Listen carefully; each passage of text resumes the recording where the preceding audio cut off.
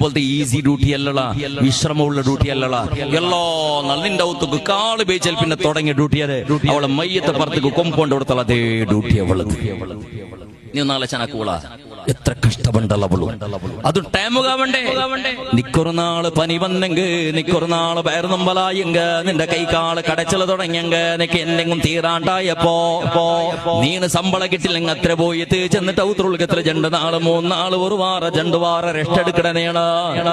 നിന്റെ പെഞ്ഞയായവള് തിങ്ങളുടെ കുളി വന്നപ്പോ മെൻസസ് ആയ സന്ദർഭത്തിൽ റബ്ബ് പയർന്നമ്പലത്തിൽ പെടക്കിടങ്ങ ഉള്ളറ, കാറടങ്ങ ഉള്ളറ, കൈകാള് പച്ചിരി എനിക്ക് തീരാണ്ട് നിത്രാണ് അവിടെ പെണ്ണിങ്ങ ഉള്ളറ. എന്തെല്ലാം രൂപത്തിൽ സൈക്കു തീരാത്ത നമ്മളെ ഇന്നങ്ങ ഉള്ളറ. എങ്ക അവളെ ഡ്യൂട്ടി എല്ലാ നാളുടെ പോലെ കണ്ടും അവളെ കണ്ടേ.